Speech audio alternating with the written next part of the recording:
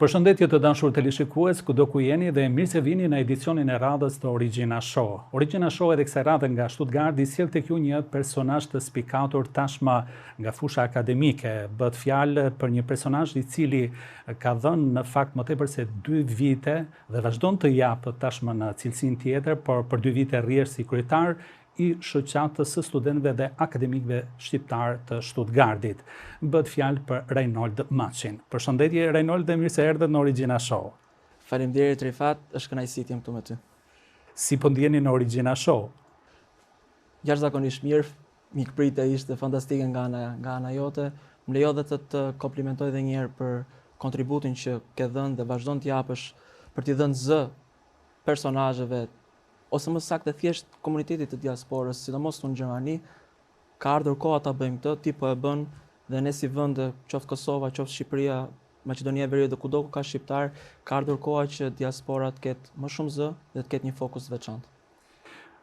Ndjem me të vërtet i kënaqur që ju kam sot në studio dhe që do zhvillojmë së bashku një bisedë jo vetëm për historinë tuaj personale, por nëpërmjet jush të njohim edhe aktivitetin e gjeneratës mjaft aktive të studentëve shqiptar këtu në Stuttgart. Po paraprakisht dëshiroj që të ndjem një kënaqësi të përbashkët se para ca ditëve ekipi ynë ishim në kryeqytetin gjerman në Berlin dhe atje përveç aktiviteteve dhe intervistave të ndryshme me bashkëdhetarët tanë, ne vizituam edhe një ditë provash në ansamblin Shqiponja të Berlinit. Ta ndjekim së bashku.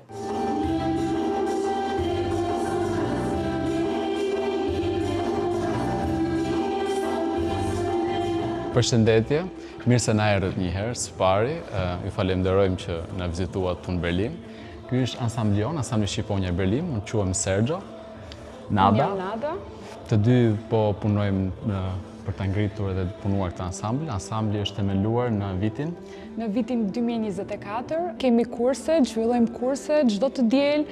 Grupi vogël dhe grupi madh. Grupi vogël përbëhet nga mosha 6 vjeç deri në moshën 12 vjeç, ku gati kemi 40 antarë që janë të regjistruar, vajza, djem, plot nga Shqipëria, nga Kosova, nga qytetet më të ndryshme. Unë ndihemi realizuar dhe i plotësuar kur mblidhemi këtu gjithë bashku, flasim gjuhën shqipe edhe performojmë vallet shqiptare. Të them pjesën e prindërve që ata janë shumë të lumtur që fëmijët marrin pjesë në këtë ansambël, ku ata mundohen që fëmijët që mos ta harrojnë traditat shqiptare dhe të kenë miqësi me njëri tjetrin dhe gjuhën shqipe mos ta harrojnë.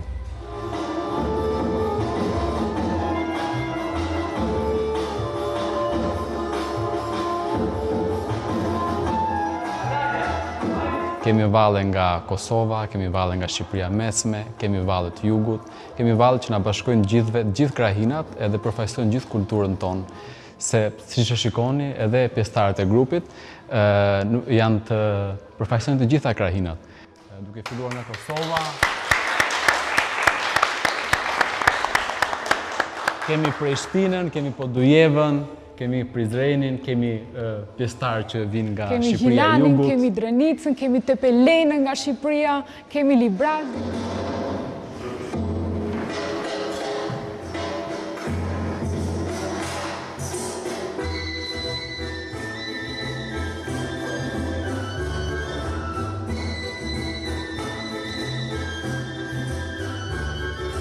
Kudo ku ka evente edhe ambasada organizon evente gjatë vitit, ne jemi të ftuar edhe jemi shumë falenderues dhe mirënjohës që jemi pjesë e tyre. Kanë qenë shumë, unë e falenderoj shumë zotin ambasador.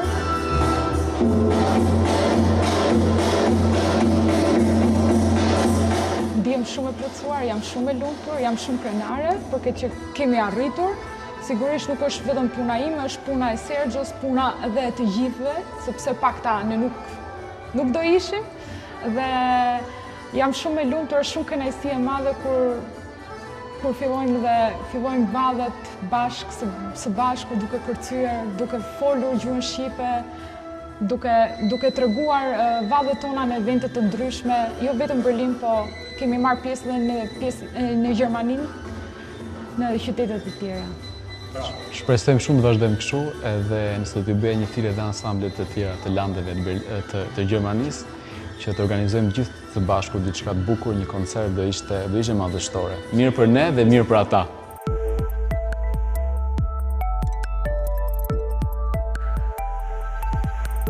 Atëherë rikthehemi në studio bashkë me Rejnoldin.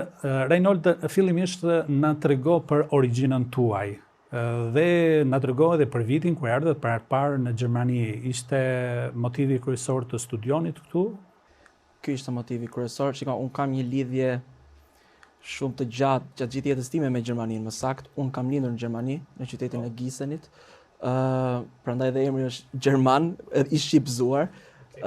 Emrin e kam prej babait, arsye pse ishim në Gjermani atëherë ishte sepse ai po krente doktoraturën e tij këtu dhe pasi mbaroi u kthyem të gjithë bashkërisht dhe familjarisht në Shqipëri. Ai ndoqi karrierën e tij akademike, unë u rrita pastaj në Tiranë, kam bërë filloren, shkollën e mesme në Tiranë, jam rritur atje dhe në vitin 2016 në shtator unë erdha në Gjermani 19 vjeç për të studiuar. Erdhët në Gjermani si një qytetar me pasaport shqiptar apo e kishit pasaportën gjermane? Me pasaport shqiptar, unë ende nuk e kam pasaportën gjermane. Akoma jo? Akoma jo, unë jam shtetas shqiptar i plot, le të themi në këtë aspekt. Jo, kam ardhur me pasaport shqiptare këtu, thjesht si student normal. Gjithë procedurat burokratike ti di shumë mirë, marrjen e vizës studentore, odiseja burokratike gjermane që nga atëherë deri sot vazhdon të rritet. Po gjithsesi e ke ndier pak a shumë atë ngrohtësinë e vendlindjes, do thoja, Gjermania, me që futet tashmë ose konsiderohet si vendlindja juaj. Po, ashtu është. Unë në fakt edhe gjuhën e kam ditur që i vogël. Pra unë jam rritur me gjermanisht duke parë televizione gjermane, pra dhe gjimnazin e kam bërë tek Sami Frashëri. Sami Frashëri është një gjimnaz në Tiranë, tepër i njohur, po ka edhe një lloj departamenti, le të themi një lloj pjesë të veçantë që quhet Deutsche Albanische Abteilung, pra ku mësimi organizohet gjysmë gjermanisht gati, pra ku në 3-4 lëndë organizohen gjermanisht, duke përfshirë gjermanishten, matematikën, gjeografinë, dhe pjesa tjetër pastaj zhvillohet në Shqip. Aty kisha mundësinë të merrja dhe certifikatën DSD, që quhet certifikat gjuhë gjermane, e cila është në kuadër të një marrëveshje me Ministrinë e Arsimit gjermane që të jep ty një lloj të drejtë për të studiuar në Gjermani. Në ato kohë, pra, më përpara kisha nevojë të bëj një lloj studimi kolegu për të ardhur për të studiuar në Gjermani. Ajo eliminonte këtë, pra sepse konsideroheshin nëse ke mbaruar tek ai lloj gjimnazi, pra tek ai lloj departamenti gjerman tek Sami Frashi, kishte një lloj baraz peshë ose më saktë ishte diploma e baraz peshuar ose baraz vlefshme me diplomën e një gjimnazisti gjerman. Kështu që unë edhe atje u rraha prapë me gjuhën gjermane për tek Gjermania nuk ka qenë thjesht një destinacion perspektive siç e kanë shumë shqiptar, po je përgatitur paralelisht atje gjatë shkollimit, gjatë formimit tuaj, që kur të vini këtu të jeni tamam i përgatitur për të hudhur në betejë të tjera të fushës akademike, të studimeve dhe kështu me radhë. Nëse do më pyesja, ka qenë gjithmonë synimi për të ardhur në Gjermani, këtë nuk mund ta them dot me 100% po le të themi që ke patur edhe të tjera? Kam patur edhe të tjera, por cilat kanë qenë? Po dëshira kanë qenë të ndryshme, mund të kenë qenë edhe në Amerikë, mund të kenë qenë edhe në vende të tjera të Europës, por edhe për të ndëjtur në Shqipëri. Por mënyra se si erdhi karriera ime shkollore e vogël në thonjza dhe duke qenë që unë ndihesha mjaft mirë me kulturën gjermane, pra nuk ishte diçka e re për mua. Vendosa pastaj me bindje të plotë që Gjermania, duke qenë që është një pjesë e rëndësishme e imja, le ta vazhdoj karrierën time akademike në Gjermani.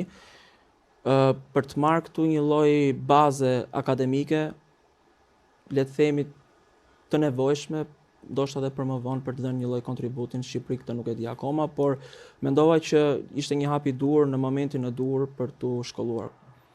Erdhe në Gjermani si të priti Gjermania. Kishe ndonjë iluzion që pastaj këtu në realitetin që gjende në kuptimin e fjalës i ere pishman në ditët e para, apo jo?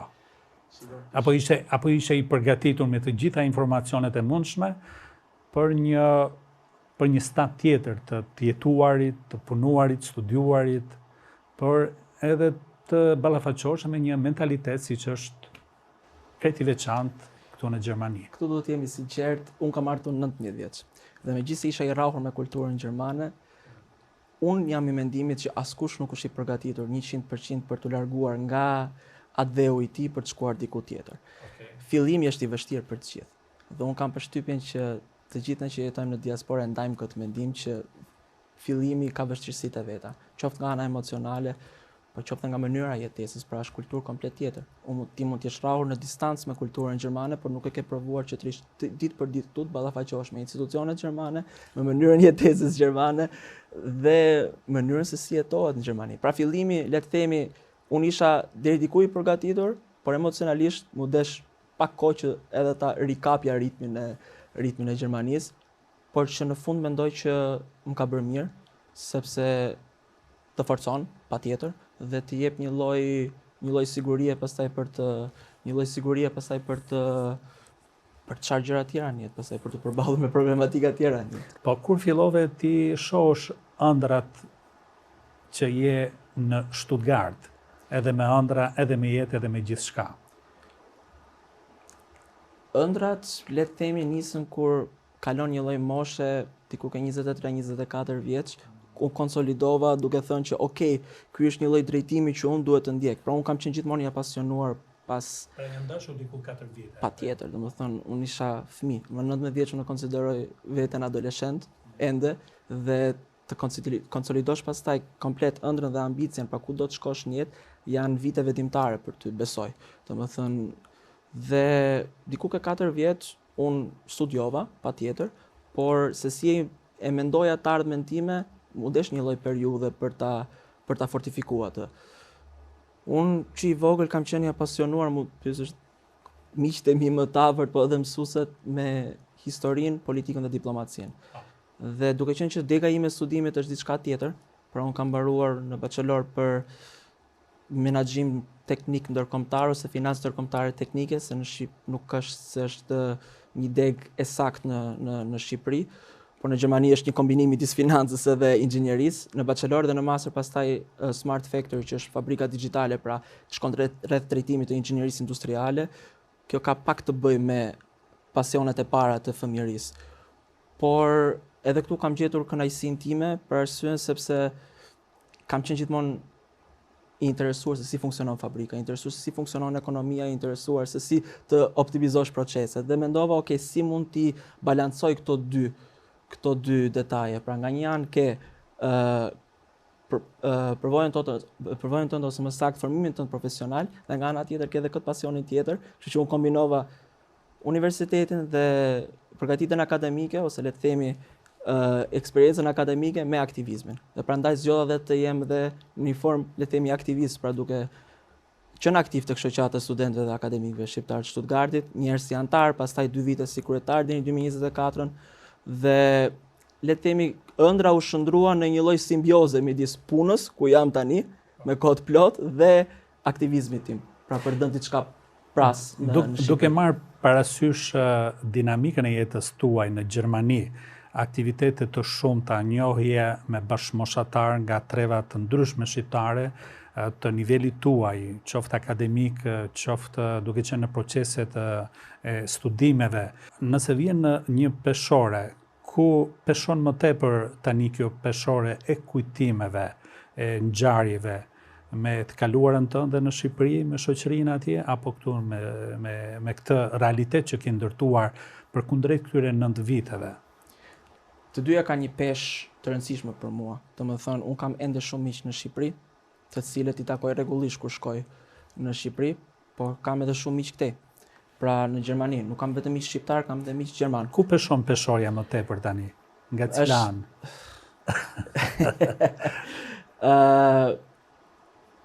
Është një baraspesh, le të themi atje. Okej. Është një baraspesh, nuk mund t'i ndaj. Domethënë sepse erdhët 19 vjeç këtu në Gjermani. Po. Dhe ndoshta në fillim nuk ka qenë kjo ideja që do të kalosh 9 vite këtu, po do të kalosh ca vite dhe pastaj do rikthesh, thjesht për të studiuar. Tani ju keni krijuar edhe një profil të respektuar të punësimit tuaj këtu në Gjermani. Bota është e hapur sot, domethënë bota është globale. Patjetër, nëse mund të mendoj një të ardhmen në Gjermani, patjetër që po. Por atë pjesën e sirtar për të kthyer në Shqipëri, pra ëndrrën në sirtar, po e quaj të tillë ose një lloj ambiceje, nuk mund ta përjashtoj as atë. Pra unë Nuk është të shuar. Nuk është të shuar. Unë jam në një moment të jetës tani ku kam mbaruar studimet dhe jam në punë, pra po ushtroj jetën time profesionale, Po. por kjo është plotësuese e të parës. Pra ti ke grumbulluar një orë të mjaftueshme akademike, po Dhe tani e materializon, po. Patjetër, po e materializon dhe to të dyja janë të nevojshme me njëra tjetrën për të dhënë një kontribut nëse ke si ambicie ose si dëshirë për të dhënë kontribut në vendin tënd, të dyja duhen patjetër dhe unë besoj që këto të dyja janë plotësuese të njëra tjetrës dhe jo përjashtuese. Kështu që çdo gjë mbetet e hapur në këtë aspekt. Për këto vite që jam tani, unë jam shumë mirënjohës në Gjermanisë, unë Gjermaninë le të themi e shoh dhe si shtëpi të dytë patjetër, sepse unë këtu jam lindur dhe tash le të themi po shkojmë drejt gjysmës jetës pak a shumë, nëse po i ndjekim 5-6 vite të tjera. Sa Shqipëria në këtë rast përfiton të kishte një Reinhold të tillë, një kuadër në Shqipëri, t'i kthehet atje, apo të kishte një Reinhold i cili vepron nga këtu si një kuadër i mirë i integruar edhe që mund të kontribuonte jo vetëm në remitenca, pra duke dërguar para, por në të njëjtën kohë dhe duke përfaqësuar interesat shqiptare apo të Shqipërisë edhe në skenën gjermane, në arenën ndërkombëtare, kështu me radhë. Kjo ka një kohë të caktuar. Tani unë nëse të dyja janë të rëndësishme. Reinholdi i tanishëm mund të themi që është më i nevojshëm në Gjermani. Pra nëse e shef në aspektin e përfaqësimit të interesit shqiptar ose të forcimit faktorit shqiptar nga ana intelektuale ose akademike. Por nëse Reinholdi kalon disa vite këtu dhe ka kryer këtë detyrë, ka një Reinhold tjetër që do vi më vonë, i cili i merr stafetën këtij Reinholdi dhe Reinholdi një urinë që ka grumbulluar këtej, mund edhe ta rikthej në Shqipëri dhe kështu duhet të funksionojë një shoqëri e shëndetshme. Dhe shtetet e fuqishme kështu funksionojnë, ose kështu kanë funksionuar në gjenezën e tyre. Pra ne si shqiptar marrëdhëniet ose le të themi një qarkullim i lirë, patjetër. po gjithmonë drejt një boshti magnetik që është MMD-u, apo jo? Patjetër. Atëherë do të kalojmë tek hapësira publicitare dhe më pas te pjesa tjetër e bisedës me mysafirin tonë.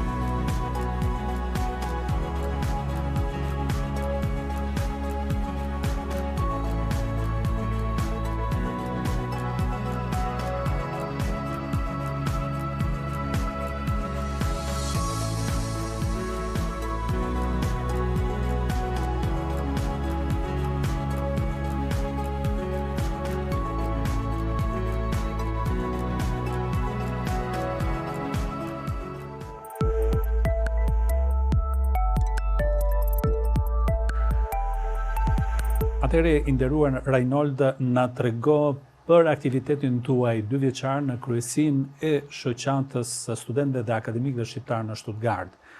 Si u përfshire në aktivitetin e kësaj shoqate, sa ki qenë i kënaqur gjatë prezencës tënde në cilësinë e kryetarit?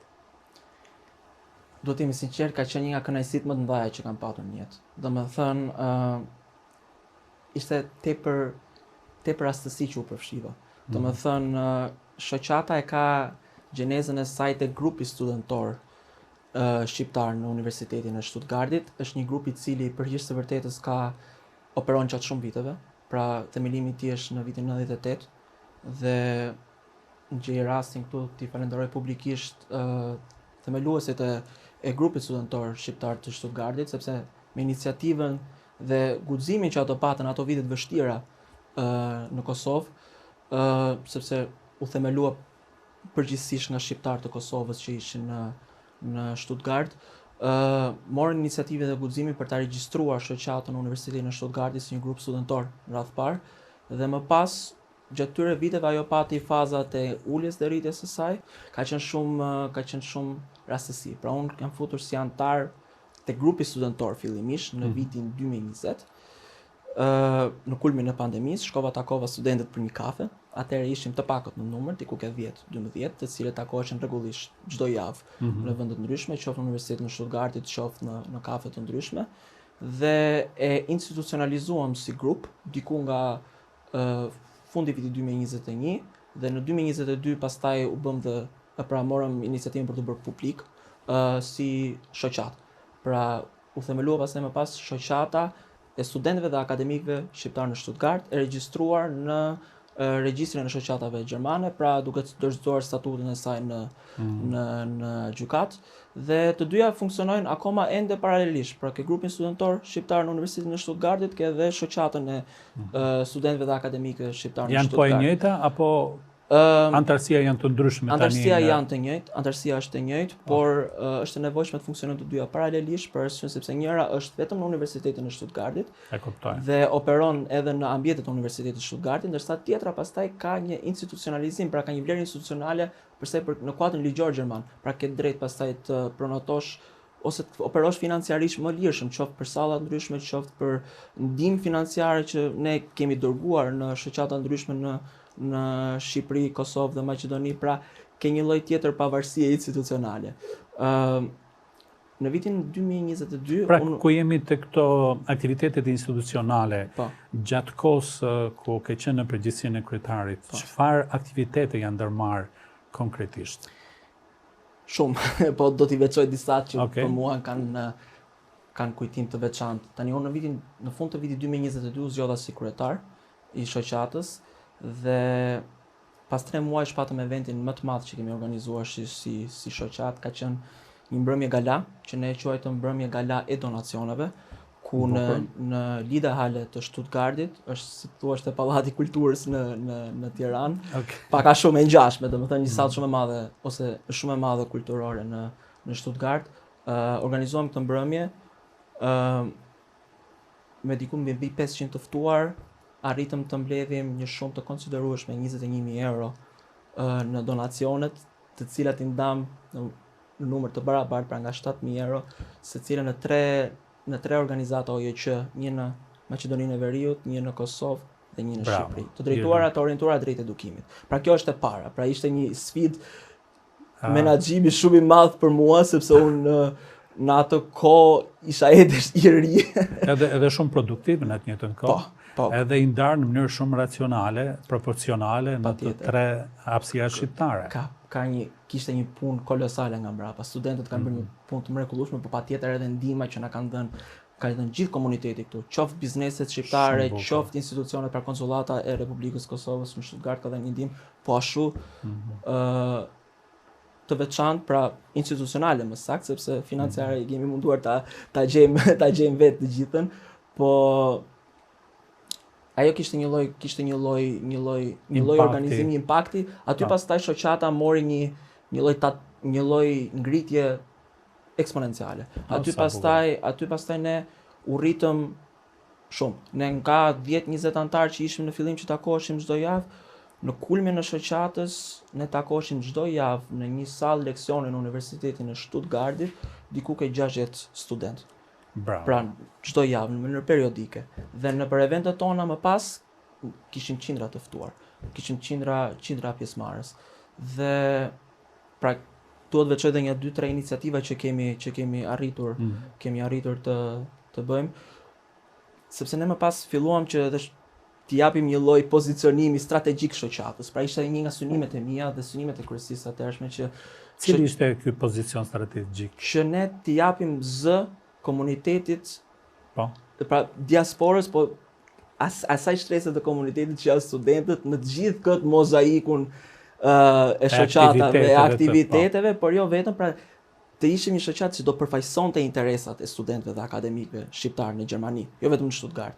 Dhe në kuadër të kësaj ne në gjitha takimet që kam patur me institucione ndryshme, qoftë të Kosovës, qoftë të Shqipërisë, por edhe të Bashkimit Evropian, edhe të Gjerman, jam munduar të ngrej, ose ne si shoqëtet jemi munduar të ngrejmë problematika të cilat studentët shqiptar i hasin ditë për ditë. Një prej tyre ka qenë akoma dhe sot vazhdon si problematik, po është tarifa e 1.500 eurove që paguajnë studentët shqiptar, ose le të them shqiptar, studentët që nuk janë pjesë e Bashkimit Evropian, vetëm këtu në landin e Baden-Württembergut. Pra vetëm ky land e ka si tarif ekstra. Pra çdo student i cili nuk është shtetas i Bashkimit Evropian, pra në këtë rast në antarësinë tonë kishte student të Shqipërisë, unë të Kosovës, pra që ishin me pasaportë të Shqipërisë dhe të Kosovës, ose të Maqedonisë, paguan një tarif diku ke 1.500 euro çdo semestër.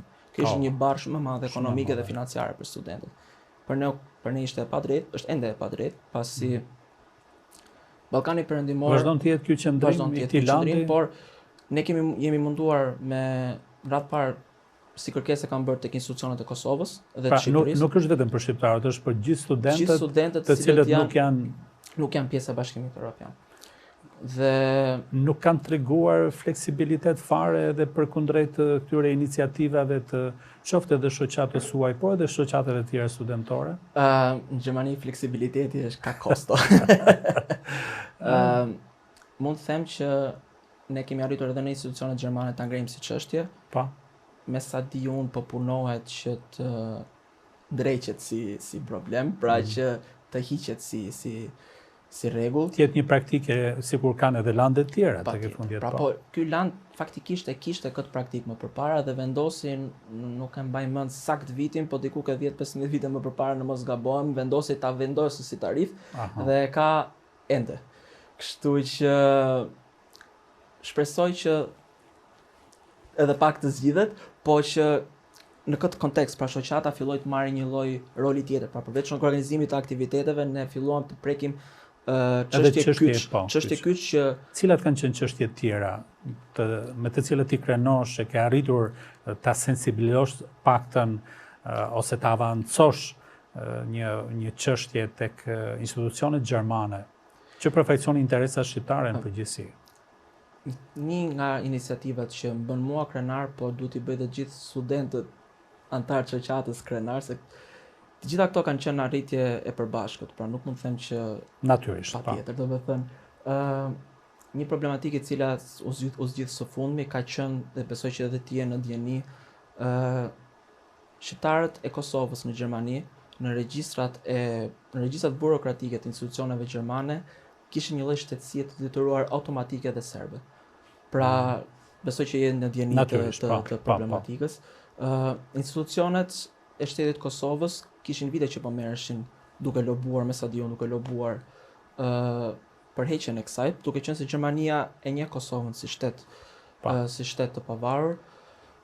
Por ne arritëm. Dhe ishte paradoksale. Ishte shumë paradoksale, është një gjë që nuk ka sens, nuk ka sens që t'ishte akoma, dhe shumë student në fakt më kanë ardhur dhe në fillim kur nisa mandatin tim, duke thënë që Reinhold, pra shumë vetëm nuk e dinin ende që vetëm kur shkonin tek bashkia ose tek mini bashkia ku ato janë regjistruar që haseshin, pra dilte shtetësi e Gjermanisë, e Kosovës dhe e Serbisë në këtë rast. Është diçka paradoksale. Arritëm ne së bashku me dy shoqata të tjera të inicionim një letër drejtuar kancelarit Olaf Scholz të atërshëm, duke kërkuar heqjen e menjëhershme të këtij rregulli absurd, dhe dërguam një letër të hapur. Dërguam një letër të hapur ku na mbështetën diku ka 30 shoqata të tjera në Gjermani dhe dërguam një letër të përbashkët tek kancelari. Aty pastaj filloi një lëvizje edhe nga, le të themi, filloi një lëvizje paralele shumë e bukur. Pra e keni dinamizuar këtë çështje, keni dhënë një tjetër frym. I dham një lloj fryme ku shoqëria civile mori rolin ose bëri rolin që i takonte dhe institucionet e shtetit Kosovës bën rolin që i takuan. Pra ne e ringritëm dhe njëherë si çështje, pra ajo u bë dhe publike në media, më shumë në mediat online.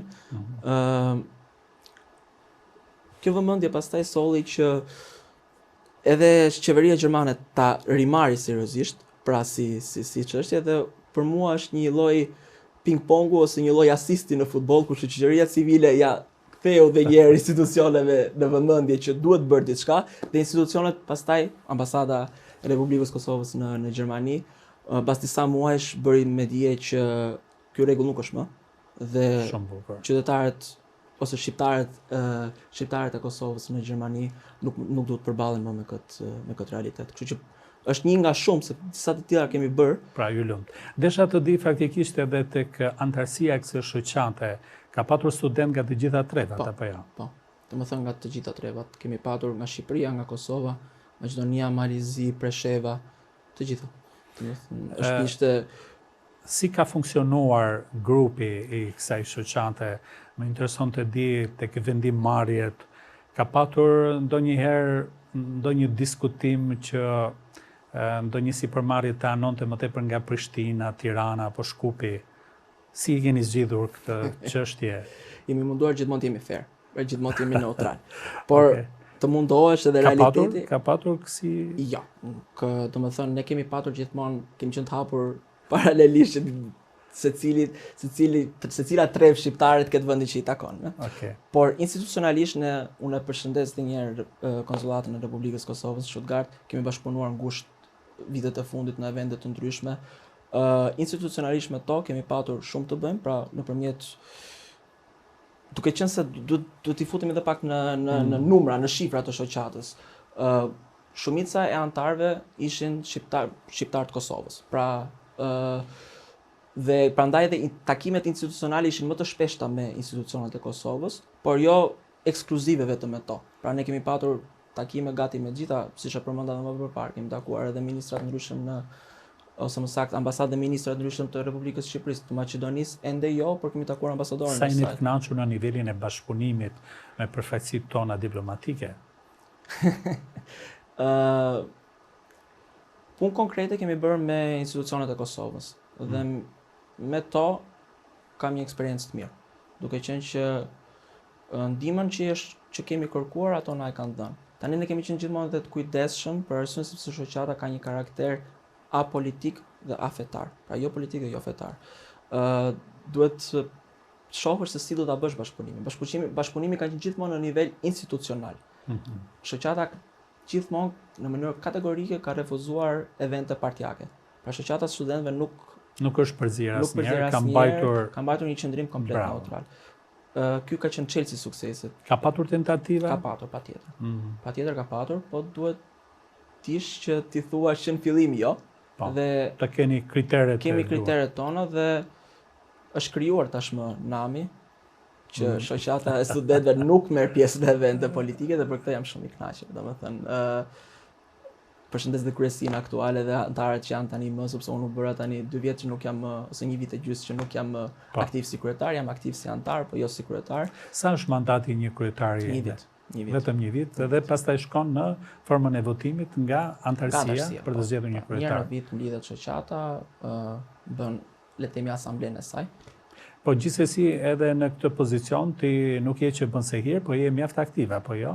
Kur ka nevojë shoqata unë jam gjithmonë aty. Bravo. Por vendosat, pra përmend vendosa arsye pse u tërhoqja ishin si parimore dhe një nga ana kohës e dyta. Domethënë, unë po vija në një moshë ku po mbaroja studimet e mia, isha në fund të masterit dhe në atë moment unë vendosa që t'jap dorë, pra do mos rikandidoj, se të japësh dorë gjithçka tjetër, por vendosa të mos rikandidoj, sepse mendova që kishte ardhur koha që kryesin ta merrte brezi tjetër.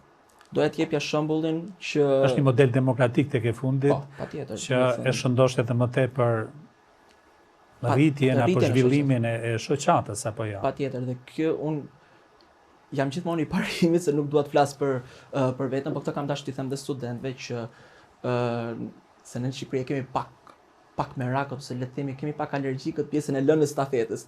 E mos kur të dish që misioni ju të ka mbaruar dhe ti mund të shkosh të fokusohesh te diçka tjetër.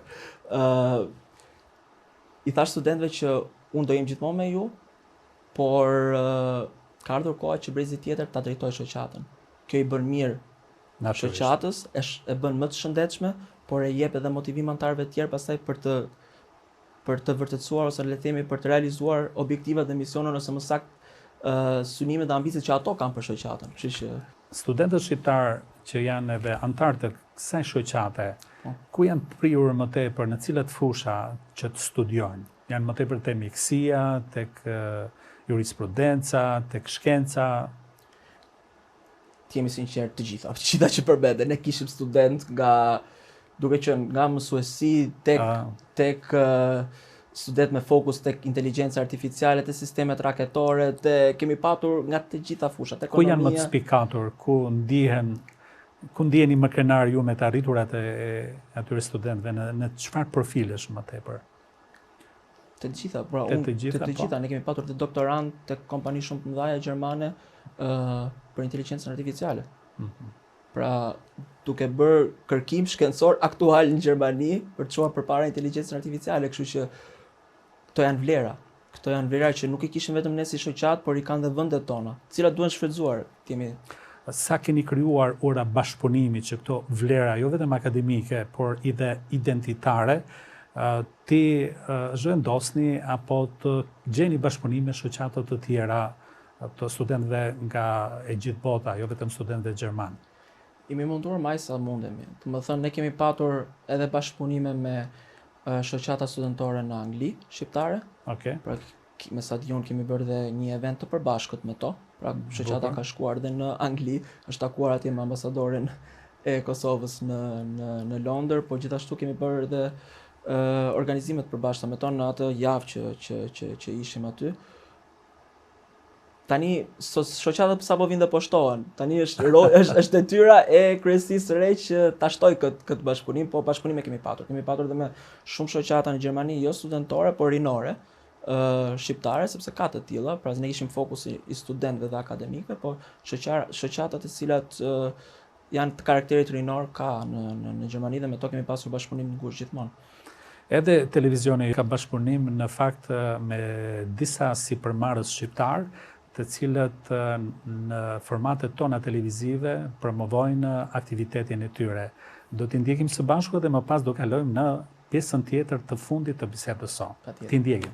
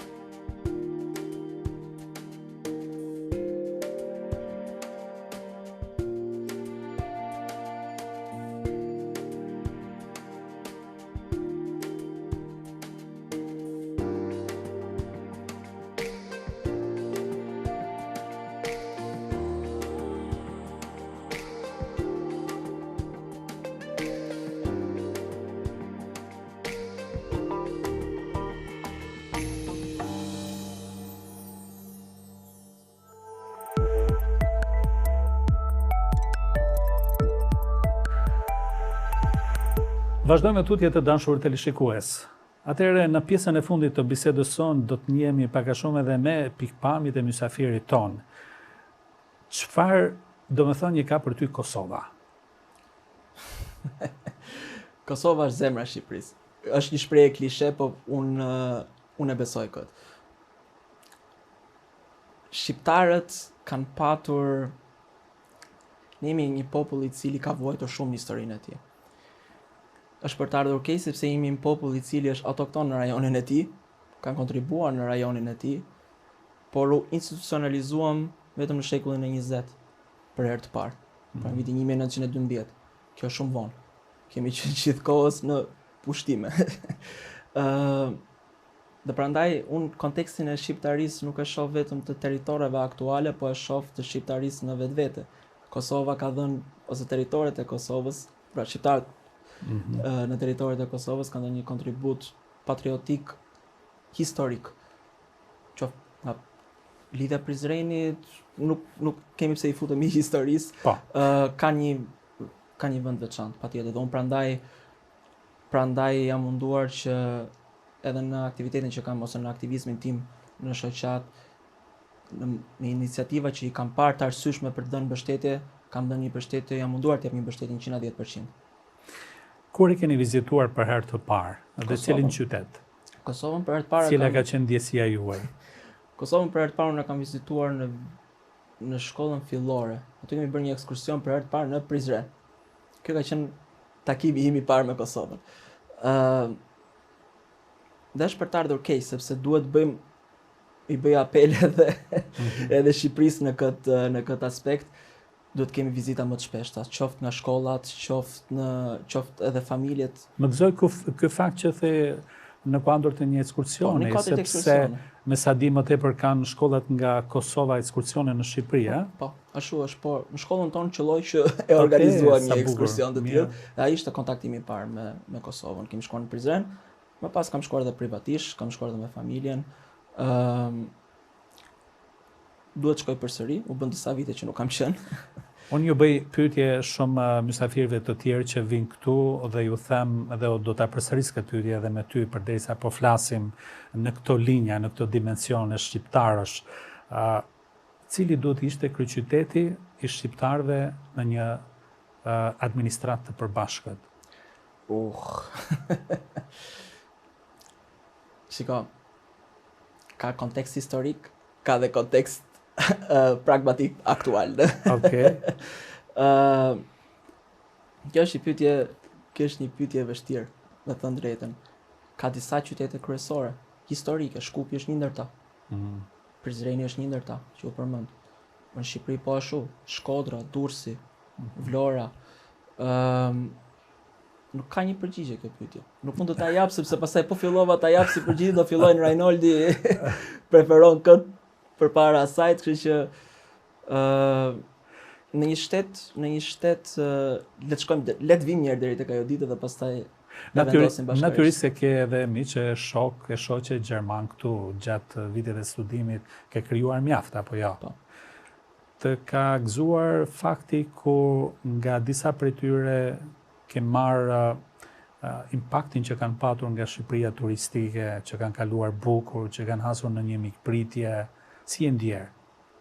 Opinioni ka qenë gjithmonë pozitiv. Tani Shqipëria është bërë një vend shumë i njohur turistik, po për shqiptarët e Kosovës, Maqedonisë dhe të Malizit ka qenë gjithmonë destinacion turistik. Kështu që në syrin e gjermanëve. Në syrin e gjermanëve. Në syrin e gjermanëve mirë, por ama gjermanët janë një popull i cili detajet i shohin shumë me kujdes. Dhe ka disa kategori të ndryshme në të cilat gjermanët e japin vlerësimin e tyre. Për sa i përket mikpritjes, Shqipëria merr notën 10 tek gjermanët, gjithë pra merr notën 10. Gjithashtu edhe se çfarë ofron, patjetër, ajo nuk diskutohet. Dhe për çfarë ofron për çmimin e saj, po ashtu merr notën 12 bile. Po pastaj kur fillon pastaj të shkosh tek turizmi pak më le të themi elitar, aty pastaj ka njësi matëse tjera që Shqipëria është pak ende larg. Po gjithsesi në këtë periudhë 9 vjeçare, këto raportet që vinë nga të huajt për Shqipërinë, impresionet e tyre kanë ndryshuar. Natyrisht kanë ndryshuar për mirë. Dhe për mirë, patjetër. Domethënë opinioni i gjermanëve sa vjen dhe ndryshon dhe i gjithë Europës, po dhe i gjithë botës. Shqipëria tashmë ka një lloj tjetër vëmendje në arenën ndërkombëtare dhe kjo ka ndikuar. Ka ndikuar si tek opinioni dhe paragjykimet që kanë patur më përpara vendet e Europës fatkeqësisht kundrejt emigrantëve shqiptar, sa vjen dhe reputacioni po rritet, kështu që kjo është diçka e mirë. Dhe për te së mirës, çfarë do kishe ndryshuar në jetën e shqiptarëve në trevat ku janë? Sa kohë kemi? Me përkufizime si përfaqësore natyrisht. Ndryshojnë specifikat në Kosovë, Shqipëri, Maqedoni, natyrisht, por gjithsesi në optikën tuaj, çfarë do të ishte ajo imediate që do të kalonin shqiptarët për të qenë më afër Evropës? Shiko, ne duhet jemi të sinqertë. Vendet tona kanë probleme të thella, duke përfshirë korrupsionin, sigurinë në gjitha me radhë. Domethënë, vendet tona përballen me një sfidë, le të themi një sfidë imediate për mendimin tim, i cili është emigracioni. Se mos po flas për Shqipërinë. Shqipëria edhe Kosova, edhe Maqedonia, po Ballkani në tërësi. Ballkani në tërësi, po në raport me Ballkanin ne në numër jemi më pak. Kështu që unë mund të them censusi i Shqipërisë në vitin 2011 ishim diku ke 2.8 milion banor, ky i fundit na nxori diku ke 2.4 në mos gabohem. Nuk po arrim kur 3 milionçin. Pra 3 milionçin s'po arrim kur, 3 milionçi ishte një realitet i brezit prindërve tan, para komunizmit dhe pas komunizmit, pak pas komunizmit, dhe më pas ikja u rrit në mënyrë eksponenciale. Ky është një problem i cili është emergjent dhe duhet adresuar menjëherë. Pra më shumë shqiptar kemi jashta Shqipërisë dhe Kosovës. Jashtë Shqipërisë dhe Kosovës dhe përballemi me një rrezik asimilimi. Dhe kjo është diçka që ne duhet ta shohim jo me fanatizëm politik, po duhet ta shohim. Dhe sidomos në kohët e fundit ku shumë firma ballafaqohen me mungesë punëtorësh dhe janë të detyruar të marrin punëtorë nga vendet e treta aziatike, prezenca e tyre tashmë ndryshimi i klimës, jo vetëm në sensin turistik, por edhe të fuqisë punëtore. Ky është produkt i kësaj, pra e cek e sakt, po ne po një nga problemet vitale, le të themi, është që ne po humbim trurin. Pra Shqipëria qëndron në vendet e para për brain drainin në Europë. Dhe më takon të flas, duke qenë që edhe aktivizmin e kam kryer në sektorin e akademikëve, për studentëve dhe akademikëve, mund të them me bindje që numri tashmë i diplomuarve në Europë është shumë i ngjashëm me numrin e diplomuarve në Shqipëri dhe Kosovë. Pra kemi dy shoqëri paralele akademikësh. E njëra e cila është jashtë Shqipërisë dhe Kosovës dhe shqiptarisë, e tjetra që janë në vendet am.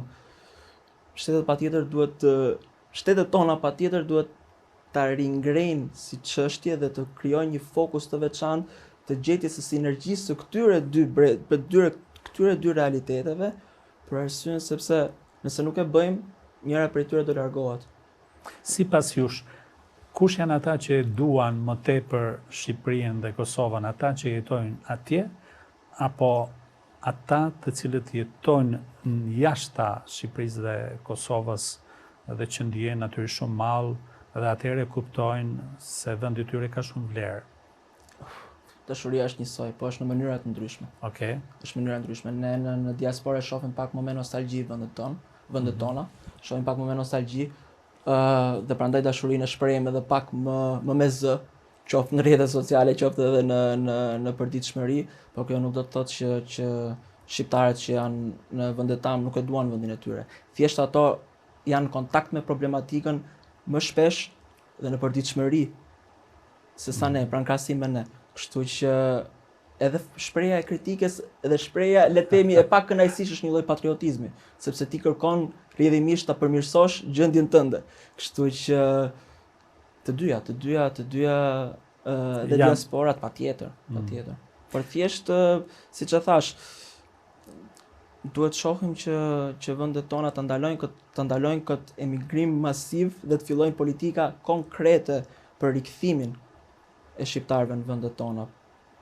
Është një fokus që duhet të ketë, për mua duhet të ketë një përparësi të veçantë. Gjatë kontakteve, lëvizjeve tuaja, mendoni që akoma nuk është krijuar klima që profesionalist, akademik, njerëz të cilët janë mirë të integruar dhe që janë të gatshëm të dërgojnë eksperiencat e tyre në vendin am. Ekziston një klimë e tillë apo akoma jo? Apo duhet të fillohet, nëse nuk ekziston, të krijohet një klimë e tillë? Tani unë njoh të raste të cilat Edhe sipas jush, kjo klimë duhet të ndërtohet nga vetë ta kuadro që jetojnë në diasporë me iniciativat e tyre personale, apo duhet të ketë një politikë shtetërore? Absolutisht, politika shtetërore është baza e çdo gjë. Okay. Duhet të ketë një politikë shtetërore Për t'i stimuluar, për t'u krijuar parakushtet. Patjetër. Unë njoh raste personalisht të miqve të mi që kanë marrë si iniciativë vetë kthimin në Shqipëri. Por kjo nuk mjafton. Duhet të ketë një politikë të qartë shtetërore, pra shteti dhe në këtë rast institucionet duhet të kenë një strategji për thithjen e trurit, ose më saktë për të krijuar kushtet e nevojshme që emigrantët ose diaspora të rikthehet në Shqipëri. Strategjia duhet të jetë e shumëfish në çdo sektor. Pra edhe atë të stimulimit, të përshtatjes standardeve të tyre të jetuarit jashtë. Kjo do kohë në vetë, pra do të jemi edhe sinqert. Standardi i jetesës, se mos nga aspekti ekonomik, nuk është aq e thjeshtë ta arrish shpejt. Por në disa sektorë të caktuar duhet të ketë patjetër mbështetje financiare, pra duhet të ketë patjetër fonde të alokuara specifikisht për sektorët ku Shqipëria dhe Kosova kanë nevojë imediate. Unë mund të them nga eksperienca personale, materiali bruto dhe njohuria dhe know-how ekziston në diasporë. Duhet vetëm vullneti dhe dëshira e institucioneve tona që këtë unë e quaj si thesar njohurish që kemi në diasporë ta shfrytëzojnë. Dhe kjo do një strategji kombëtare. Unë e kam thënë dhe shpesh me institucionet, me përfaqësues të institucioneve që kam takuar, qoftë Kosovës, qoftë Shqipërisë. Një shembull konkret është pjesa e Akademisë Shkencave. Ne si shtete kemi 2 akademi shkencash. Për mua duhet kemi një të përbashkët, ose më saktë 2 të cilat kanë një koordinim të caktuar, ose një koordinim njësoj, të njëjtë. Ministritë e Kulturës dhe të Arsimit duhet të kenë patjetër bashkëpunim të afërt dhe rrënjësor me njëri tjetrin. Gjuha shqipe dhe tekstet e shkollës duhet jenë të njëjta, si në Shqipëri si në Kosovë. Këto janë gjëra të cilat nuk kërkojnë shumë punë, por janë një sinjal i parë për të përgatitur terrenin e kthimit. Akademia e Shkencave, po i rikthem shembullit, duhet të krijoj platformën ose le të themi hapësirën për thirrur akademikët që janë në diasporë. Ato në disa mënyra po e bëjnë tani, të 2 akademitë e shkencave, po duhet një strategji e qartë, më konkrete, duke parë që siç e përmenda dhe më parë, numri i të diplomuarve po rritet në mënyrë eksponenciale në Europë. Kemi 2 alternativa. O ti lejmë të lirë si zogj dhe fëmijët dhe niprit dhe stërniprit e tyre të asimilojnë në shoqëritë ku janë, apo këtë potencial ta shfrytëzojmë për vendet tona. Për mua kjo është një sfidë që ne do përballemi për dekadat e ardhshme. Reinhold, ishte kënaqësi që ju kishim në këtë edicion, natyrisht se ne na ngelen edhe shumë çështje të tjera për t'i biseduar së bashku, por do kemi edhe mundësira të tjera për t'u takuar sërish. Ishte kënaqësi që ju kishim në këtë edicion. Kënaqësia është ime, Rifat, shumë faleminderit. Atëherë të dashur teleshikues, këtu e përfundojmë këtë edicion, deri në takimin e ardhshëm, mirupafshim.